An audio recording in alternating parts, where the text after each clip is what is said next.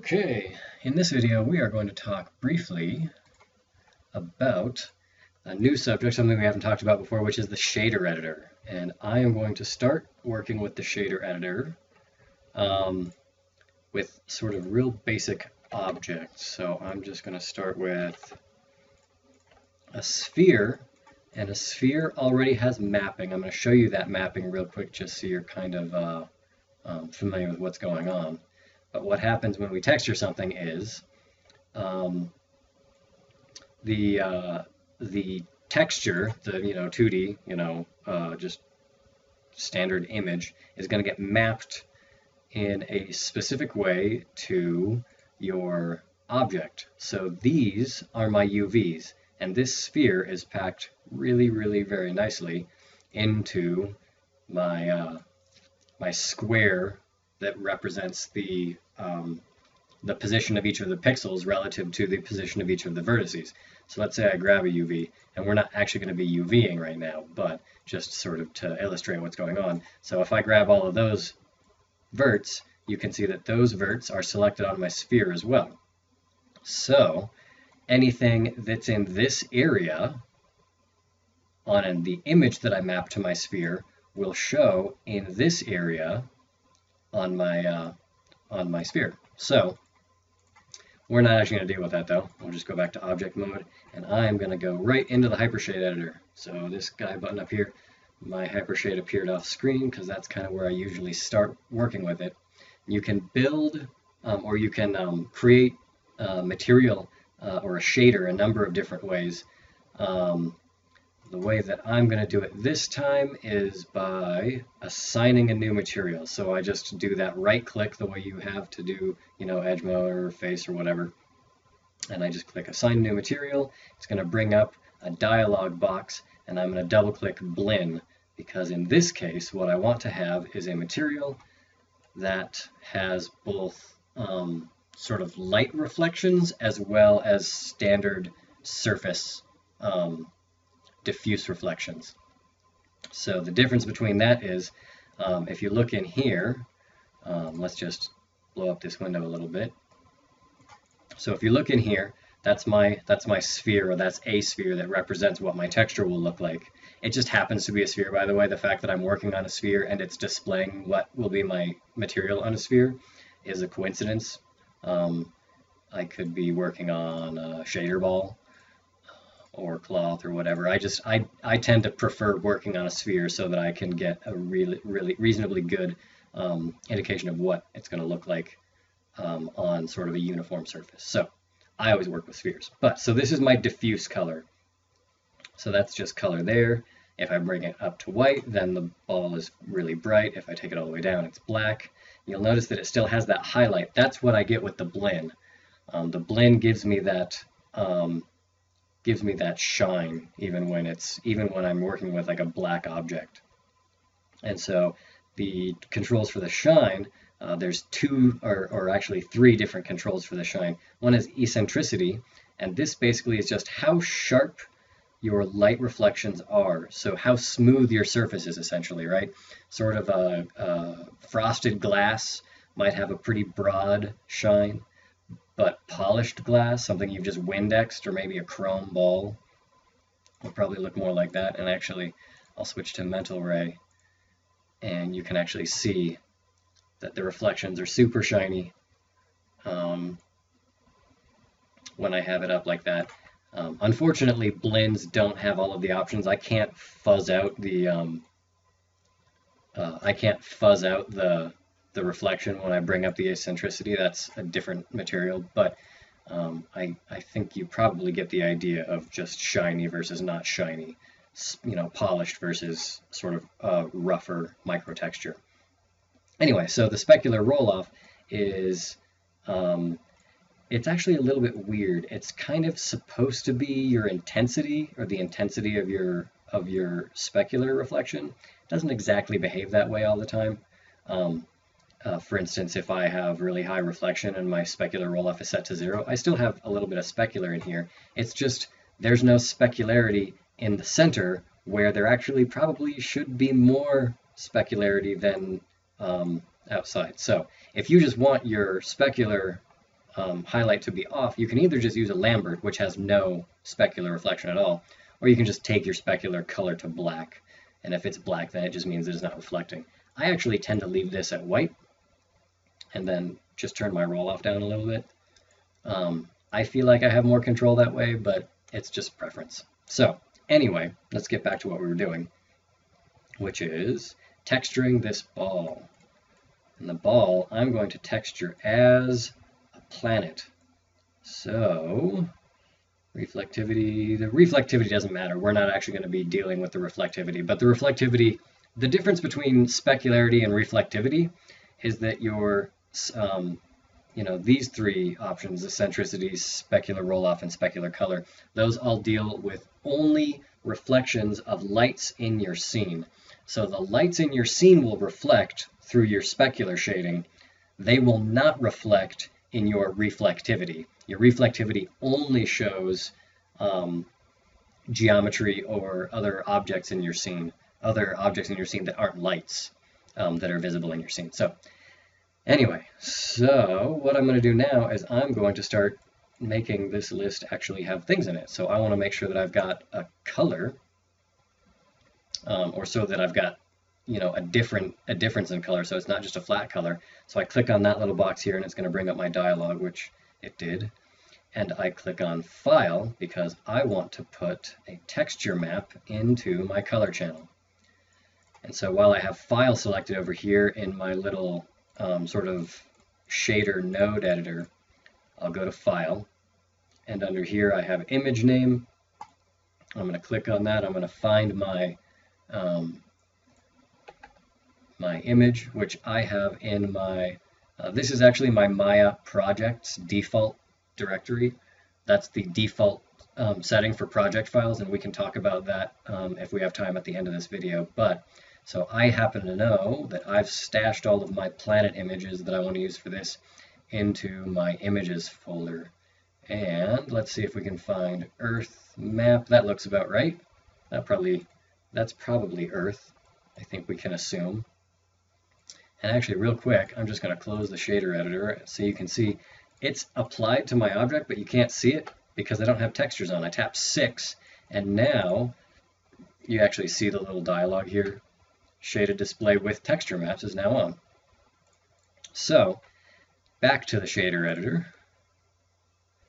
and maximize it. So that looks decent, but I want to detail it a little bit more. I don't want it to be transparent. Let's say I turned the transparency up, right? Now my sphere is starting to disappear. And you can actually see it starting to get see-through in the viewport as well. But Earth isn't see-through, so that's not what I want to do. Ambient color just sort of turns up the light on the object as though light were striking it that is not a current light in your scene.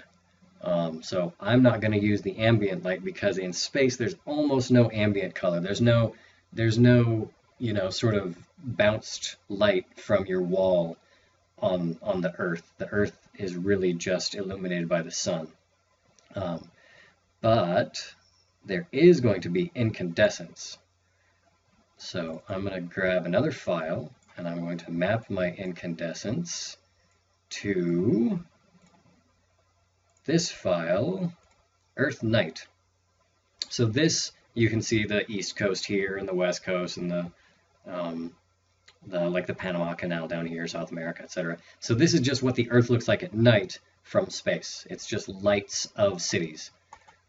And now you can see I have to turn lights on. And when I say I turn lights on, I mean that it is displaying lights, but because there are no lights in my scene, my sphere is now completely black.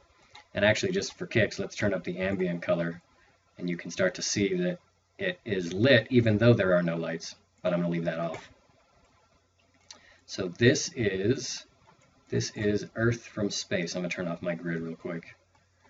Earth from space at night, right? So there's North America and South America and whatever islands, Haiti and Cuba, etc. Anyway, so real quick, I'm actually going to throw a light in here We're not going to deal a lot with lights today, but I'm just going to go to the rendering tab and click, this is a directional light, and this is a light that affects the entire scene based on the direction that it is facing. So I'm going to just rotate the light.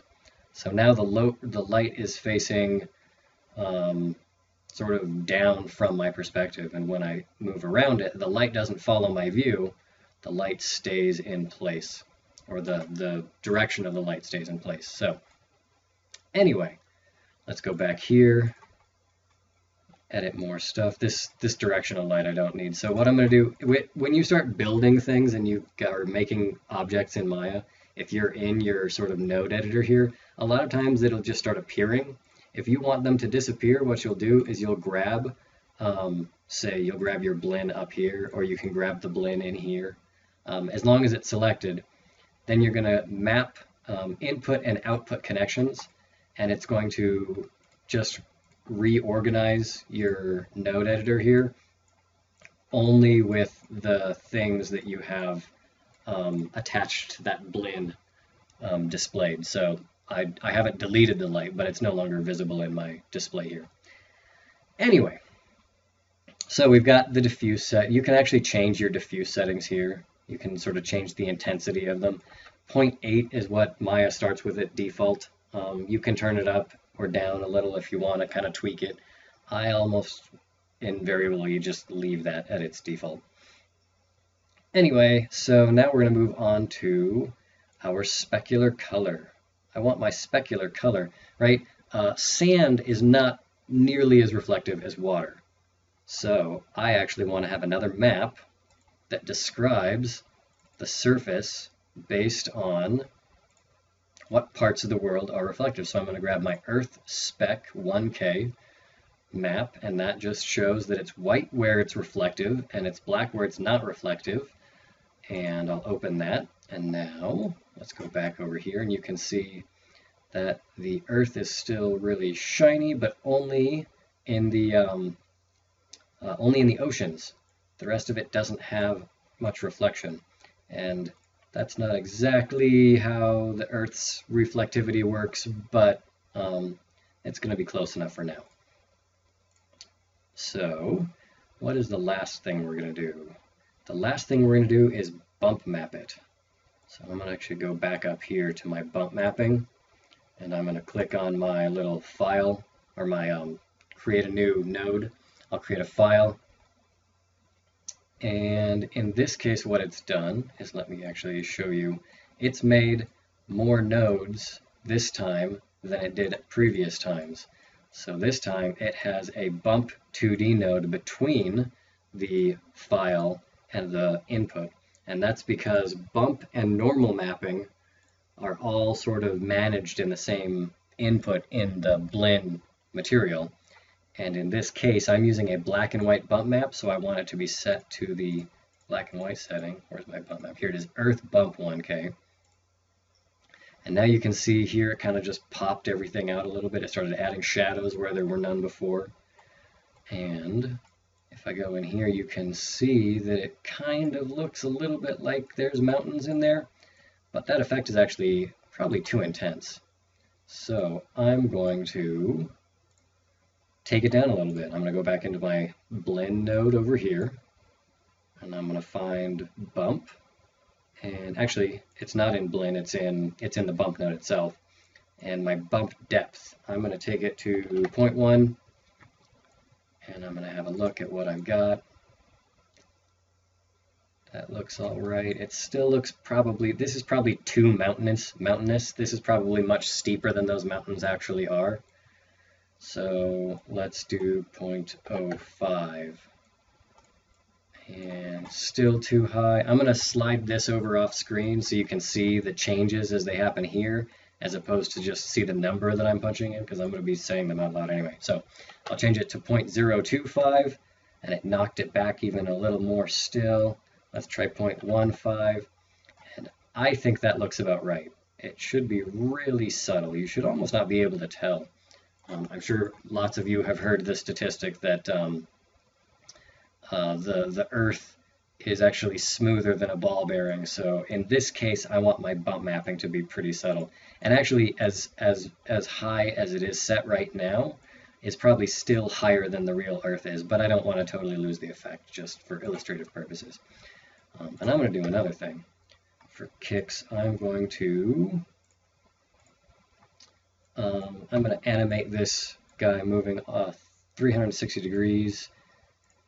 So I'll tap in 360. I'm going to grab my curve editor or my graph editor.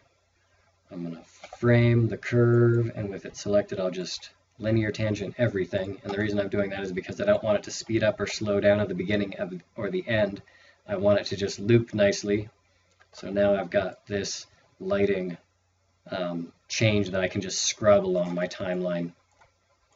So if I want to look, I want to see what it looks like when it's dark on North America, I can zoom into North America, and I can just use my timeline to slide my light back. So just a quick little, quick and dirty UI that I've basically just built for my lighting. So I can see the mountains in there. It looks nice. But let's get back to the material editor. I'm going to move these guys. I'm just trying to organize this right now. Maya doesn't do an awful job of sort of organizing these, but it will sometimes put them a little bit out of order. Anyway, so where am I now? I've got color, transparency, there should be none. Ambient color, maybe I turn it up a little bit. I actually don't want to turn it up. I don't think ambient color makes any sense for a planet. But let's mess with the specular settings. I'm going to drag this off screen again and just look at the one I've got in my viewport, and I'm going to take it over to where I can see maybe, here we go, I can see some water in here in Africa. So I'm going to use this just to see a good separation between the parts of the material, the specular objects and the non-specular objects, because I think it should be shinier. So I'm going to shine it up a little bit, and I'm going to take the specular roll off up, and maybe shinier still. That might be too much. I'll set that to 0.5. That's the specular roll off that I just set to 0.5. And eccentricity, the lower it is, the shinier it is. The lower it is, the smaller your reflective area is, right? So this would be like super duper shiny. I'm going to put it at 0.25, which is close to where it was. I just kind of like to have numbers that are easy to remember in case I want to come back and work on it. But I think that looks all right. It's not perfect, it's not ideal, but it looks all right. And we're going to do one other thing before we finish out this video, and that is I'm going to make another sphere. I'm going to take its radius way, way, way up. In fact, like in the thousands way up. Let's say 5,000. I'm going to invert its normals. Let's see if I can remember where the normal inversion are. Mesh tools. Mesh display, here it is. It's reverse normals. So now the normals of this are facing inside instead of facing outside. Because we are inside the sphere that I've made, that's what I wanted. And I'm going to make a Lambert shader. So I'll bring my Hypershade editor back to where we can see it. And this time I'm going to make the Lambert shader by going to create material Lambert. And Lambert 2 is the shader I just made. I'm going to name it space. Maya doesn't like certain special characters, so I can't have the exclamation mark. I'm going to name my blend too. This one is Earth, and my Lambert was space. And I'm going to map the incoming and outgoing connections to the Lambert. There are basically none, except that it has a shader going into the whatever this thing is that handles shaders for Maya. So I'm back on my Lambert now. Lambert has no specular controls. It has no shine to it whatsoever. And the only thing I need to do in here is make it black because it's space. There's no light except for where you see it, and we're going to do or where you see stars, I should say, where a bright object is casting light into the universe. I'm going to go to incandescence. I'm going to grab another file here, and I'll try and organize this. And if you're wondering, by the way, how I'm sort of navigating through this, I navigate through this the same way you navigate through your 3D views, the same way you navigate through your graph editor. It's all going to be the same thing. Hold that Alt key, and then middle mouse, and then right mouse button. Right mouse zooms in and out, middle mouse pans. So it should eventually become real intuitive for you to use that. Anyway, so back to file 5. And file 5 is the name of the node, not the name of the image that it's using. So I'm going to grab this stars map, which is a very high resolution map. It won't actually display in its maximum resolution in Maya because Maya wants to keep the viewports kind of quick and responsive, which means it's not going to try and render just a huge map every single frame, unless you tell it specifically to do that. But that should be all we need on this Lambert, because if it's just a black, not reflective object with some incandescence, right, some self-illuminated objects, which are those stars, I should be able to close my shader editor, grab my object, and then now I'm going to assign existing material. This one is space. So now it's space, and I'll go ahead and make a layer, and I'm going to set it to a reference. Reference means I can't grab it, but I can still see it. So now I can grab my Earth, I can grab that light, and that light, by the way, that's actually just sticking out of the Earth. This is what a directional light looks like. I probably should have done that before. But it's big enough that I can leave it at the origin, and now it's actually going to animate down. Oh no, it's not, never mind. I'm not sure why it didn't do that. It should have, maybe because I'm on frame 1. But what I was expecting is for it to set a key at frame 1 and then go to 0 at frame 120. I thought it was going to do this, but I was wrong. But you'll actually notice that it doesn't, in terms of the lighting, it doesn't actually matter. You'll see the lighting will loop as it gets to that point, even though the light snaps up above, because the position of a directional light is irrelevant. The only thing that matters about your directional lights is which direction it's facing. So, a directional light sort of like an orthographic view. Every light is coming in, or every angle of light is coming in on parallel lines. Anyway, so what were we doing? So we've made space, we've made a light, and this, by the way, obviously, I'm sure all of you are pretty comfortable with the idea that this is not how space actually looks, right? The sun does not revolve around the Earth, and the Earth is not stationary in a stationary skybox. Skybox is what this big sphere is called, by the way. The sphere that that has sort of the Milky Way galaxy painted on it, or on the inside of it. That I mean, the astrophysics in this is just completely wrong. But as for the material editor, we are right on target to use the material editor. So this is what I want you to do. I want you to go onto the internet and do a search for some textures of a planet and some textures of the of what we would see if we were looking out from Earth, like that, like the map that I used for the skybox. Let's see if I can find it in here. Extrasolar stars, maybe this has it, maybe it doesn't. But this is the map, this is the place where I have gone most recently to find this. You can just Google it,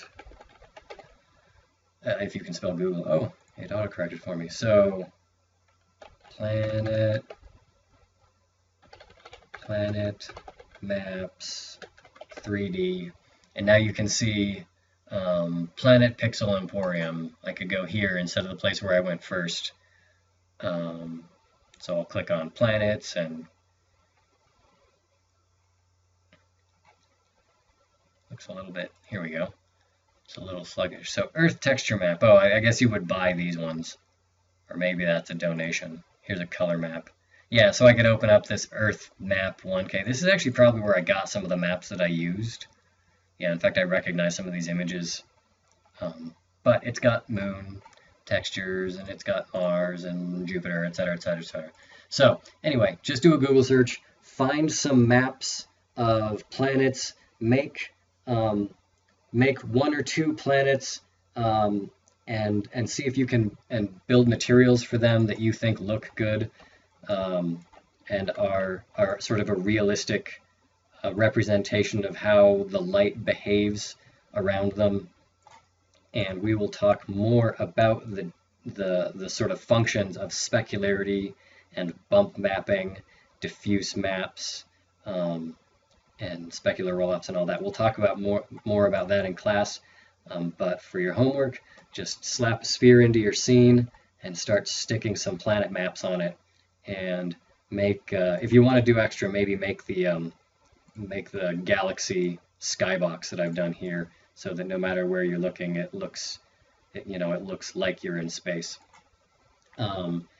Anyway, that's a pretty short one. That's a good 26-minute little tutorial, and that's sort of the entry to the material editor, figuring out how to get diffuse and all that to interact to make realistic surfaces display on your model. So now we're not just working with gray boxes.